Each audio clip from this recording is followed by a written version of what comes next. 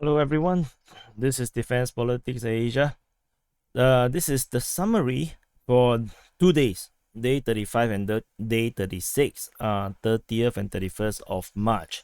And this is so on the 30th, very little had happened, and I decided not to do a summary, and I decided to rest more and do something else. And on the 31st, which is the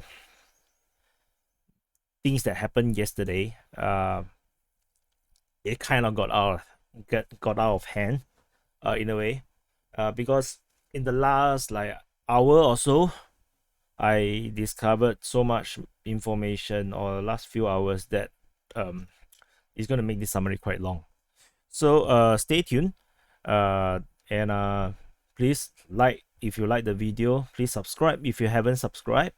Do share it with your friends and contact if you find whatever I'm gonna tell you in a while is meaningful. Join our community in Discord. Become a Patreon member in our Patreon. Everything is in the description below, and let's get started. Okay, so let's go with the lighter stuff. There is a Ukrainian Sukhoi 34 shot down on the 30th. 30th.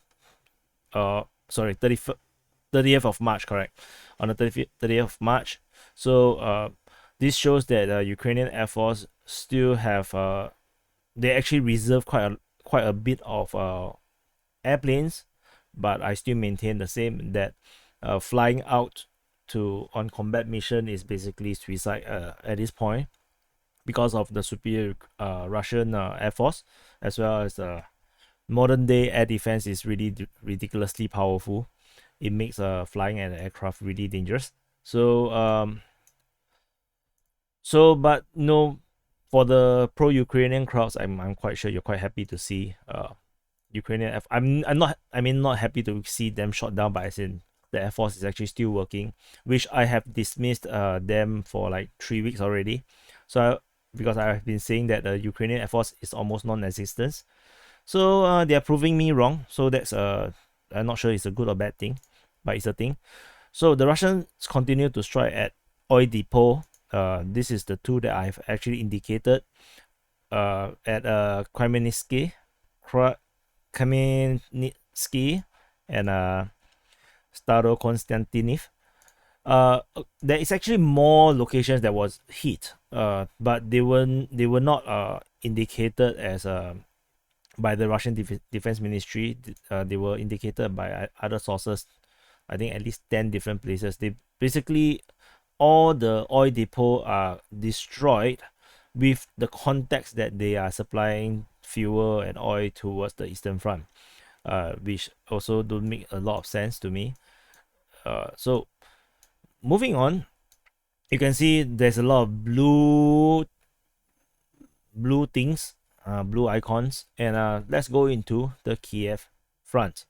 So in the Kyiv front, massive counteroffensive. Finally, we can see the results of the counteroffensive. Previously, we have been talking about a massive Ukrainian counteroffensive for like what, a week at least, and then we also have this highly publicized encirclement of Irpin, Bucha, and Hostomel, which I say it makes no sense because the lack of information and the lack of details about the encirclement. And if the encirclement is on the outside, that makes literally no sense. So and now we actually kind of get corroboration that encirclement actually did not happen, because now we're receiving information that the Ukrainian forces have captured Stolyanka, Horenichi, Buzova, Motizin, Kopiliv, Kolonchishnya,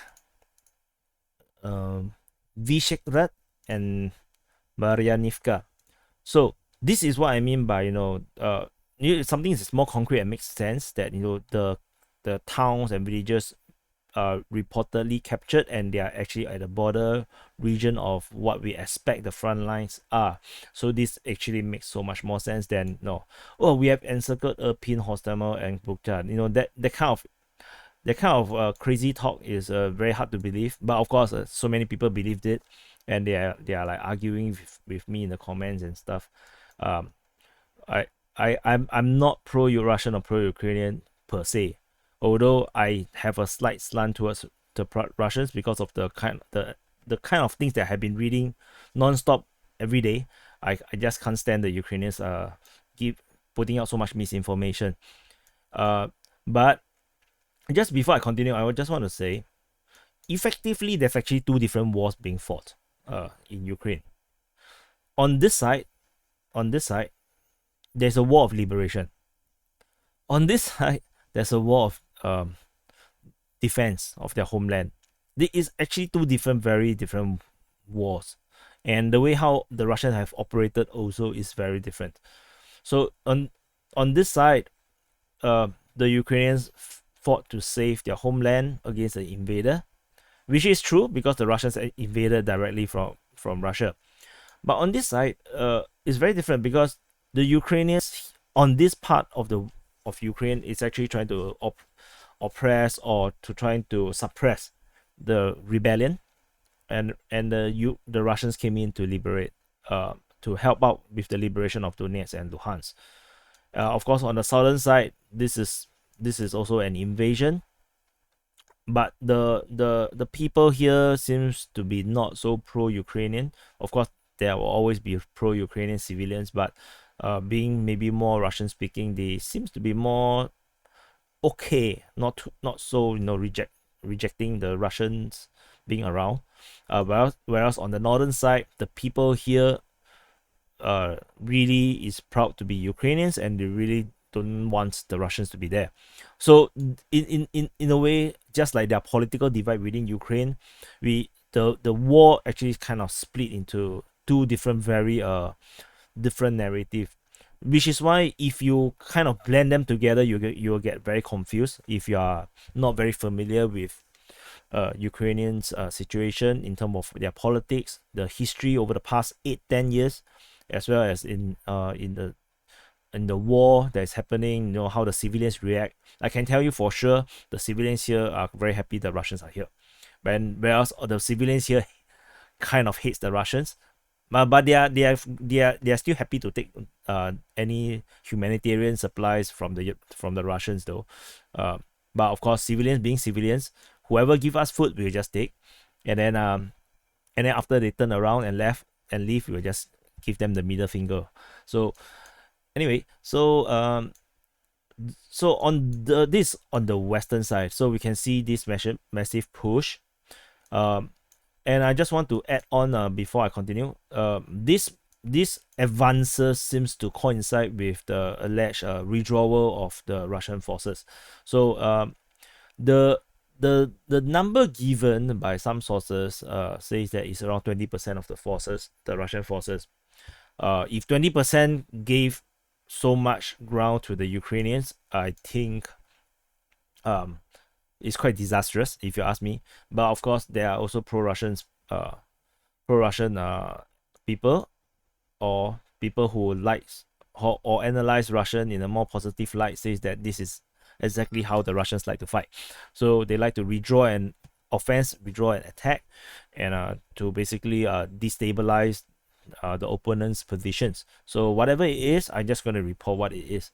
So on the eastern side of Kyiv, off Brovary, there's a huge push into this rear of the Russian forces. Ploske is taken. How do I pronounce this? Svitlinia. Oh my god. Svitlinia.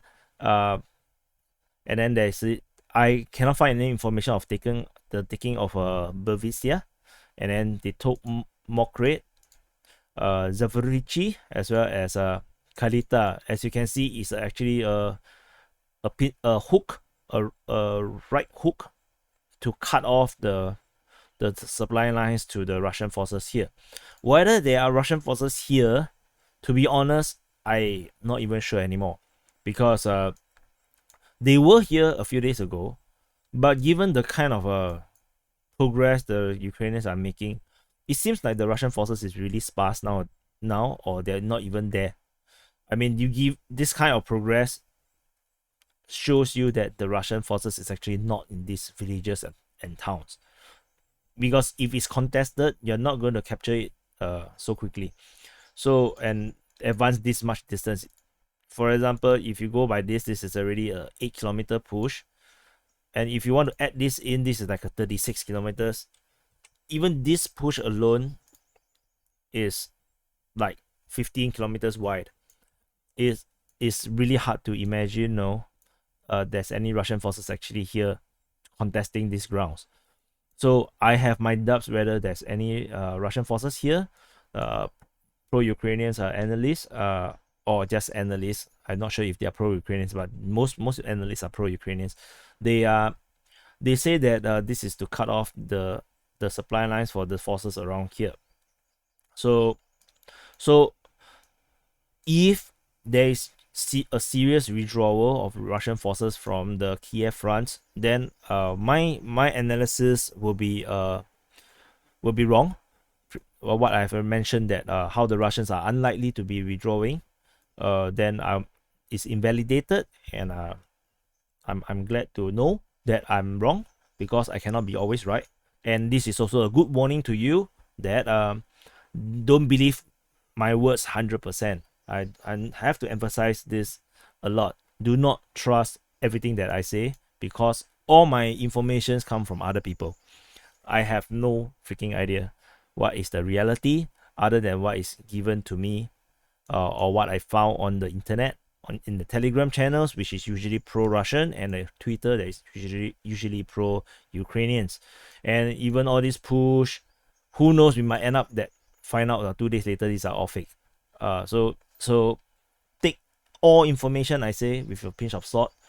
So there's also this massive drive up this road. I'm not even sure if I can call this capture, but they're basically a massive long drive from Stara Basan to Nova Basan, Novibivki, Ukrainka, Mavkivka, Tereskivka, Halistia, Yanivka, I can't read this, and I really can't pronounce SVI, Svitanot.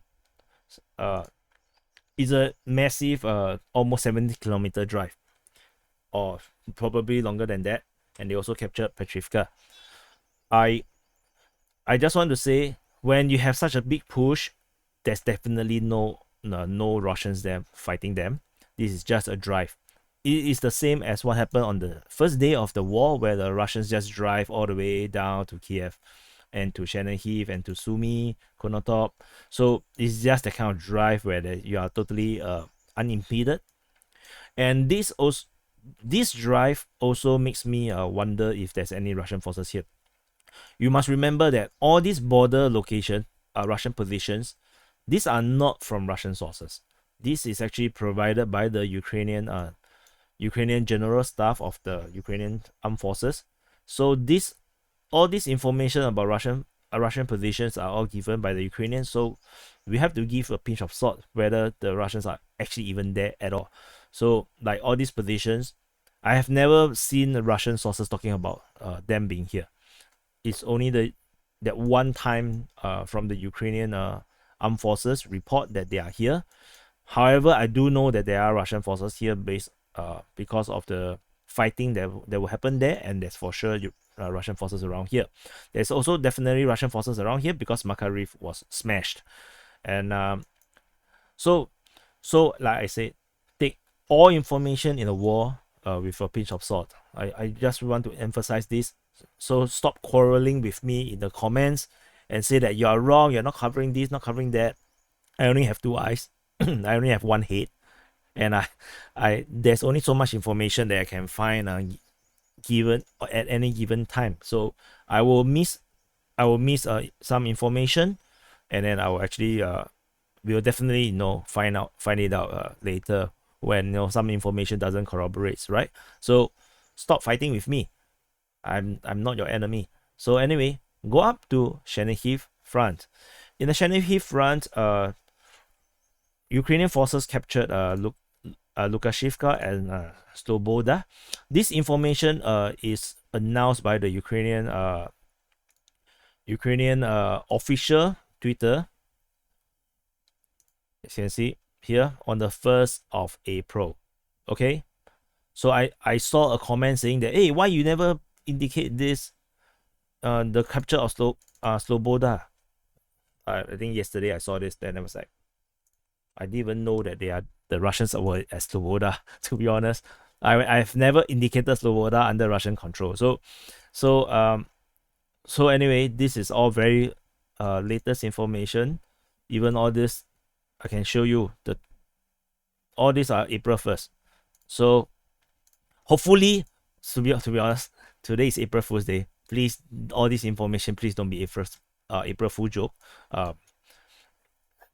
It will be a waste of time to put back all the borders. So the Ukrainians also captured Yahine as well as Zolotaynka.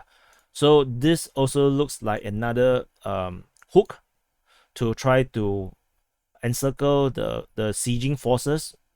And because when you do this kind of movement, you force the offenders or the invaders or the attackers to actually withdraw from this position to avoid getting encircled. Similarly for here, as you can see, this hook and then this hook. So this is what we are seeing happening in Chernihiv as well as northeast of Brovary.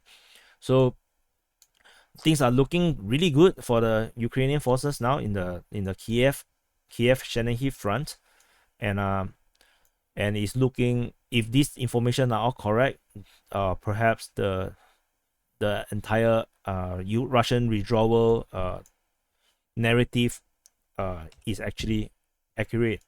So then I feel so sad for the Russian soldiers that died here. So anyway, moving on to Sumy Front. So at the Sumy Front, the Ukrainians captured Krasnopilia. This is a dated information. This is actually from the 27th of March. I actually entirely missed this information because all the information only talking about Trostianets, and this is actually this similar. So I should actually indicate this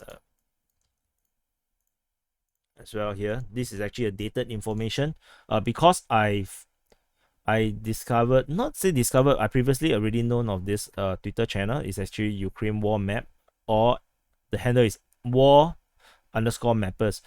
Before that, I did not follow them because I found their information in the very early days very pro-Ukrainians, and I'm not sure how to use their information, but for the last few days they have very clear information about because they started to put all the maps and started to have all these locations and information about Ukrainian success, and which are informations that I have no idea where they found.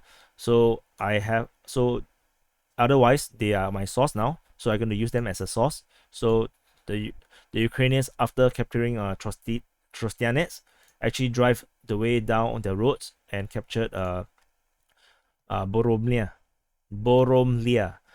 So usually such a quick capture usually means that there's actually no Russian forces over there, and we should already known, if you have followed me for some time, you would already have known that the Russians did not capture or occupy the entire northern front. They are actually holding a lot of front lines. They have traffic stops and guard posts along the roads to continue their resupplying to the front. They did not bother capturing cities and villages and towns. They basically just clear off any defenders and to secure their supply lines, and that's about it. Which also thus makes the capture of Slavutch rather unusual, because this is actually very off center. The fight is here. It's very off center that they capture this position and force them to kind of like give up their automatic weapons and stuff. I'm really not sure why so much emphasis are put on this, because this is also linked closely to Belarus, and I don't think the Russians have been using Belarus as an invasion point. Of course, it is possible that they use Belarus as a withdrawal point, so they withdraw their forces into Belarus. But I haven't really seen the Russians actually entered directly from Belarus. So that's that. So we see this advance, and probably in a day or two, if there's no Russian forces here, we'll see the siege on Sumy being lifted. At least there will be an opening from the south, and we will likely see that soon. And that, of course, also let me wonder if there's any more Russian forces around here as well. So, as usual, like I said previously, these positions are all reported by Ukrainians, not Russian sources. So, coming down to Kharkiv, no news here. Oh yeah. So since we are at Kharkiv, there's a massive fire at the oil depot in Belgorod, which is in Russia. So the cause of the fire is not reported nor known. I believe it's a missile from the Ukrainian side, similarly to the ammunition depot that was struck just a few days ago. So the Ukrainians are taking a very offensive approach now, and this is the result of the mobilization that they took around a month to get in order. Usually it takes around 2 to 3 weeks, and then around 1 week of logistics and movements to the front, and that's where we can see the result now. So moving on to Izyum. Actually, there's no news here. Not sure if they're still fighting there, but I'm quite sure the Ukrainians are trying for sure, especially given the kind of offensive all around the rest of Ukraine, right? So moving on to Luhansk Front or Lugansk Front, the Lugansk People's Republic forces captured Terny. This one was on the 30th, and on the 31st they captured. They were on the 30th they reported that they are fighting at Zhyzhlivka, and on the 31st they have reportedly captured Zhyzhlivka officially, and they have advanced down the road and now fighting at the edge of Crimea. So Crimea is a very important village, city, or town,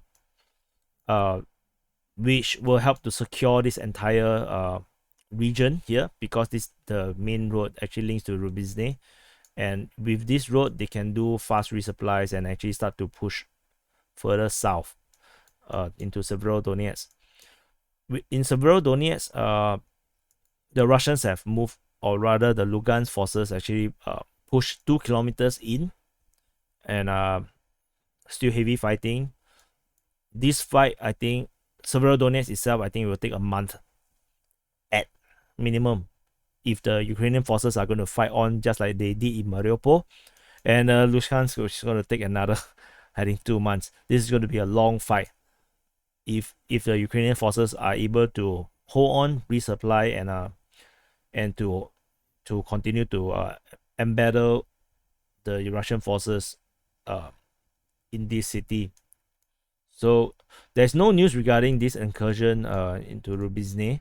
There is a video of I'm not sure it's Chechen or the Donetsk forces. They are actually firing multiple RPGs into a building. They reportedly say that the building is actually held up by Ukrainian forces, and they're trying to clear them out. So no real information, to be honest, at Rivne. Similarly, the situation at Popasna have not changed.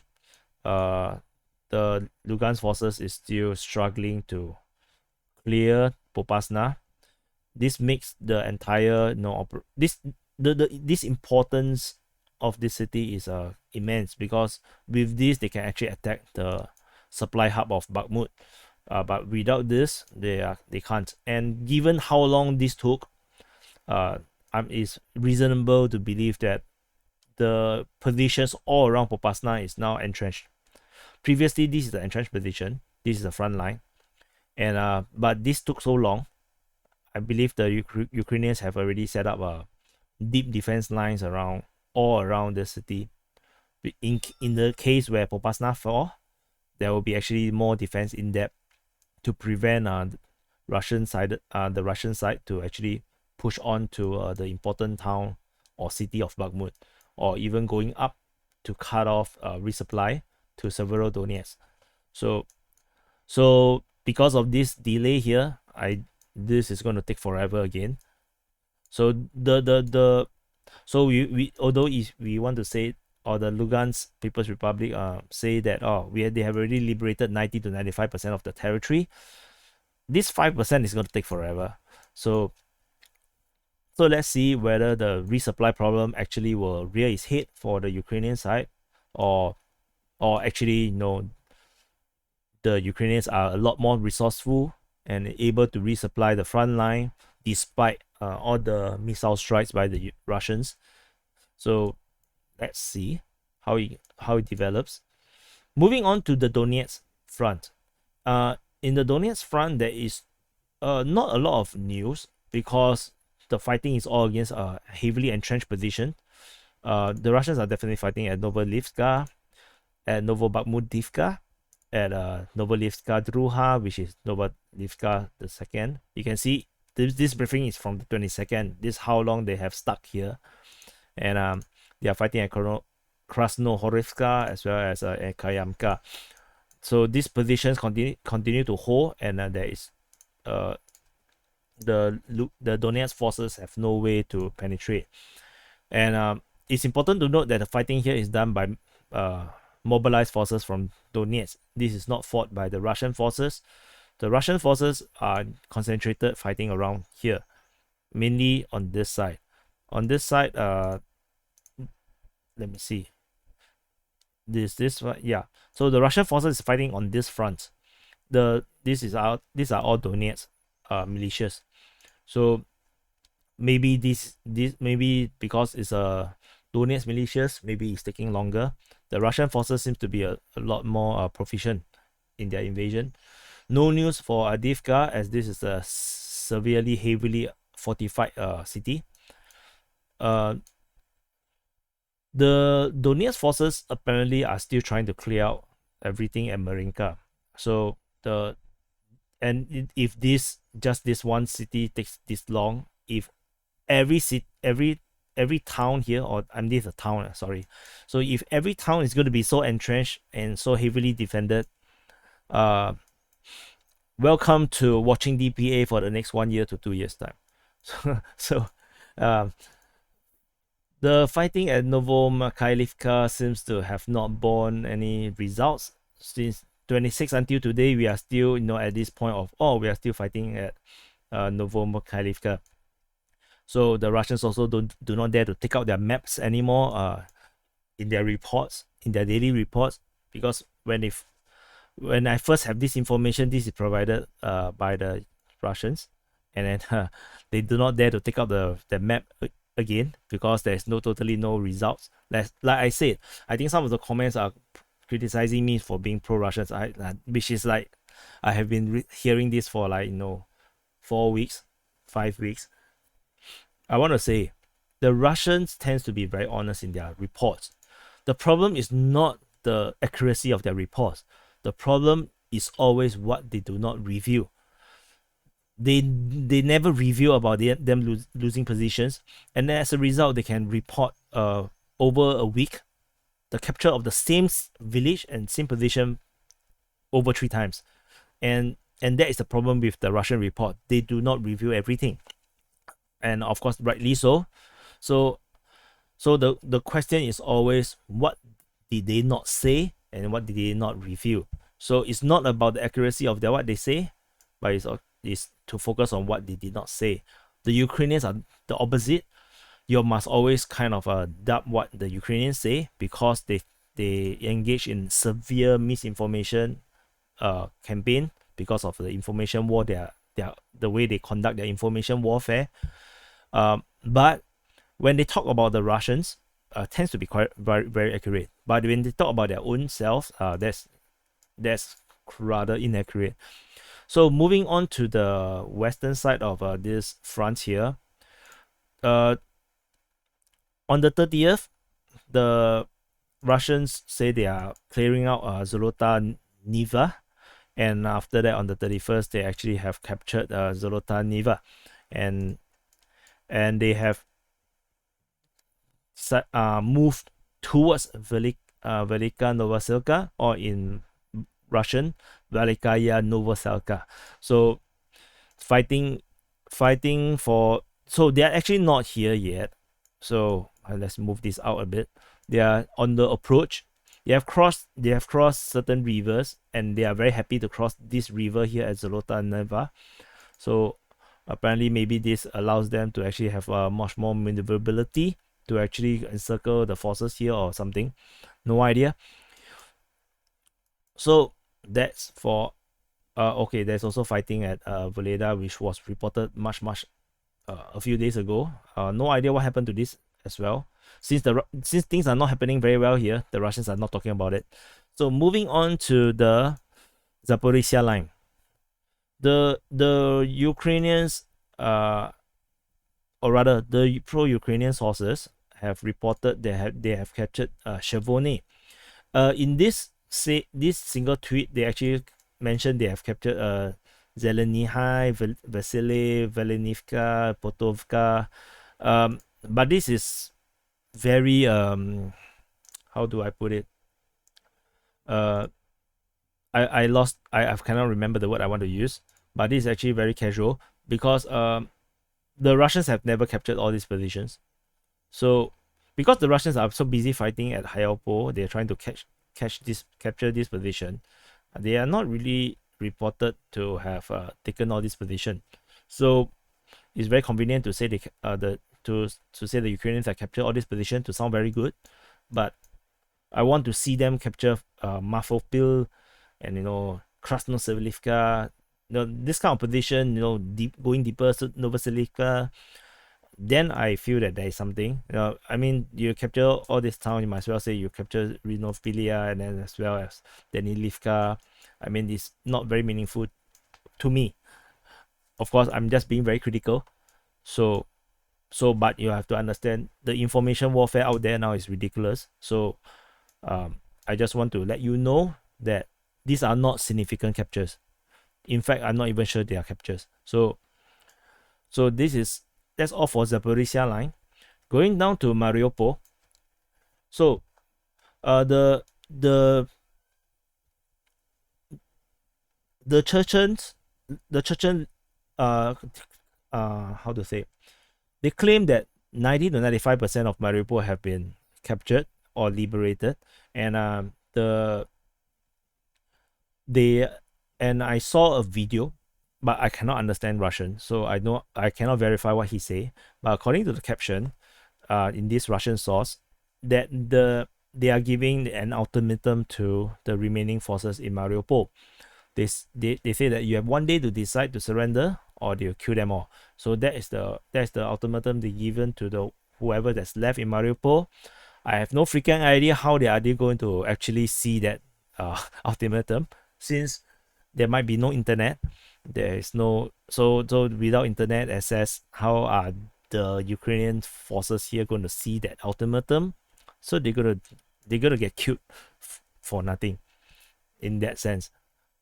And I have also updated the border to make it smaller, to where I think the Ukrainians might be and where the Russians might have pushed. So take this with a pinch of salt. I have no, this is definitely not accurate to what it is on the ground. This is just a guide. So please stop saying that I'm not accurate. I know I'm not accurate, so you believe me at your own risk. And the Ukrainians have launched another evacuation attempt. This time round, there's actually 5 helicopters. This is revealed by one of the soldier, a lieutenant, that was captured when one of the Mi-8 is actually shot down over Rybatske. So in this evacuation, 2 helicopters were shot. One was shot down over Rebeske. Another one was shot when it was taking off and moving out from Mariupol. It took a hit. Then it take a evasive action out to the sea, but they still crash 20 kilometers off the coast. So no news about them anymore. For this one, there's I think 15 deaths and 2 were captured, and the deaths are all horrible. You can go to the DPA's Telegram, scroll up and can take a look. They really died very horrible death. So that's all I can say. So according to some of the people in the comments and some pro-Russian sources or users in Twitter, or they say that 2 helicopters got shot down. So out of the 5, 2 helicopters got shot down inside Mariupol when they were taking off, or when they were there trying to evacuate. But the Russian Defense Ministry did not say that, because this information is actually by the Russian Defense Ministry. They actually said they only shot down these 2. So this is the information I have. And according to other Russian analysts that I see on Telegram, which is also my sources, their analysis is similar as mine, that we only analyze that there's only 2 helicopters that is shot down, and the rest is likely to have successfully completed their mission to evacuate the whoever they want to evacuate. No idea if they are actually evacuating the people who are injured, or they are evacuating the leadership. That is unclear. So I don't want to speculate about that. The Russians will definitely say that they are evacuating the leaders. But one of the corpse actually have a bandage on his hand, so it might be also that they are evacuating the injured. But that makes not a lot of sense, because they are heavily encircled. So saving the injured might as well save the people who are not injured, because they can fight another day. So anyway, I do not know what's the rationales and what's actually the objective for all this evacuation. This is a huge risk they are taking to evacuate all these people. 5 helicopters, 2 got shot down. So this is like a semi-success. And before that, there's already one more helicopters 2 days or 3 days back that got shot down. And however, because of this information that they've actually sent 5 helicopters and 2 got shot down, it's reasonable to actually believe that 1 helicopter shot down is only one of maybe 6 helicopters. So assuming that this force of 5 helicopters, 4 Mi-8 and 1 Mi-24, is part of the same squadron that was sent a few days back. So maybe there was actually 6 helicopters that flew into Mariupol, and then they actually evacuated quite a number of people, because each helicopter, each Mi-8 can evacuate 15 to 20 people. So that's a lot of people if you count. Let's say if they had success that the other time only got 1 helicopter got shot down, which means that 4 times 20 is like 80 people. So even for this operation here, the other 2 that managed to escape, plus the Mi-24, if is really there, they could have evacuated between 60 people to 80 people. That is very likely. So these soldiers will come back to fight another day. So otherwise, very brave pilots to fly here. And for those that are wondering how they managed to fly here, the base of operations for these helicopters is at Dnipro. They managed to fly all the way down through deep enemy territory and down the coast, go up to Mariupol. According to the range, it seems possible. This pushing it is actually pushing it a little actually. So how they are not detected is that they actually started flying at 5:30 in the morning. Sorry, the information is here.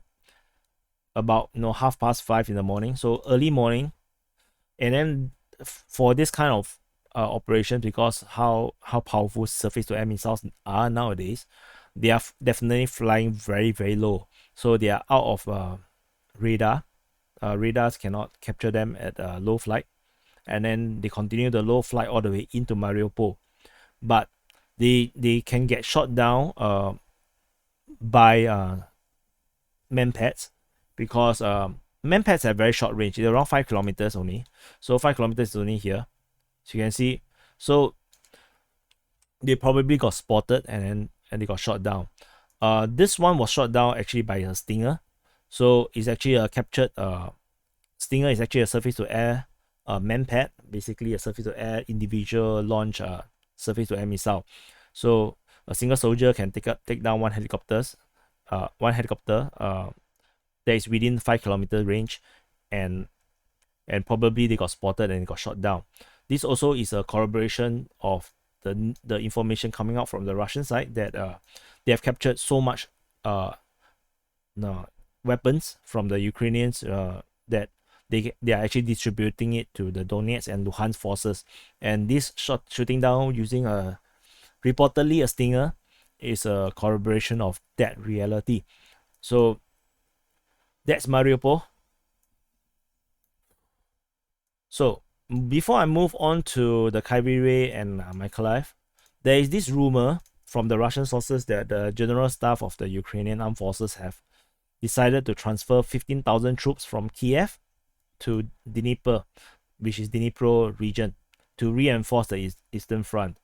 This is a Russian source information. I'm not sure how they get this information, so take this with a pinch of salt, but I thought this is a important information to note, that they are moving 15,000 troops all the way to the Eastern Front here. So moving on to Kryvyi Rih Front is another situation of me wondering if the Russians are still there. If you have followed me very closely, I have mentioned that this entire force might not even be there anymore, the Russian positions south of Kryvyi Rih. And this push here is looking like I might be right, that the Russians, after pushing in, they have already withdrawn, and the Ukrainians still thought that they are there. So they were like holding up there, and then finally when they pushed, they probably found that there's no one around. So the Ukrainians push on two sides. On one side, they have captured Novohorivsk, Malishestenia, Topony, as well as Knyazivka. So they kept, this is one side. On the other side, they actually pushed through and captured Krashivka, Svobodne, Kayamka, Pahelia, Kochobevka, Olov, and Zaradivka. So they clear out this entire western leg or shoulder, and here they push through. The speed is actually quite fast, 20 kilometers. So this might indicate that there's actually no resistance at all. The Russians are not there, and we are likely to see all this position being cleared out in the next 1 or 2 days, because I believe that the Russians have already withdrawn, and probably putting more effort into defending Kherson, because Kherson is a more important position to defend, because I think this is my opinion, that the Russians have intention to annex this entire territory here. So to continue to keep this land corridor to the Donetsk. So this could be a prime interest for the Russians to actually keep, and not sure if they are able to hold Kherson. According to a Russian source, they say that there's totally no fighting at Kherson. So they were like laughing off the assertion that the Ukrainians are launching a massive offensive against Kherson. So no information about that. So there is no information about Mykolaiv actually. So this is the summary for day 35 and 36 for the 30th and 31st of March. And I hope this give you a new mood or new perspective or a new feeling of how the war is actually going on now. It actually feels the tide feels different right now, that it seems like the Ukrainians are now making a lot of progress. But we have to note that a Russian withdrawal doesn't exactly mean a Ukrainian victory, because the forces is not destroyed, and a push too deep might be a trap. So this is something that we need to be aware of. Similarly, just like this push, this was a senseless and illogical push by the Russians to the south of Kryvyi Rih, and they definitely noted that it is a very dirty city, so they don't want to take it, and they probably have withdrawn somewhere else. We have no idea where they go, and we have to also be mindful that South Ossetia,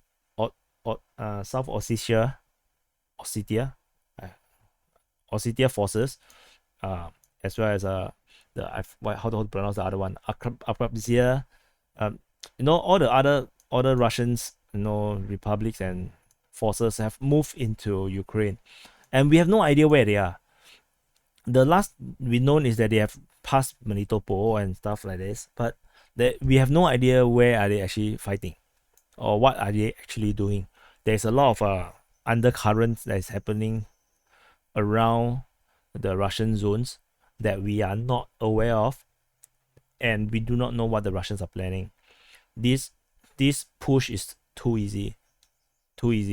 So we have to be aware. But of course, I might be wrong, and then the Russians are just actually chickening out, and they're actually withdrawing away from this entire front, and then we can all officially call the Russian chickens. So no idea. Anyway, this is just the summary, or not just the summary, but this is the summary of day 35 and day 36. If you are still here listening, you are awesome. I will give you the hero YouTube viewer of DPA YouTube channel. Yeah, just like the hero cities. I think this is an awesome title to you, hero viewers. And I'll see you in the next update.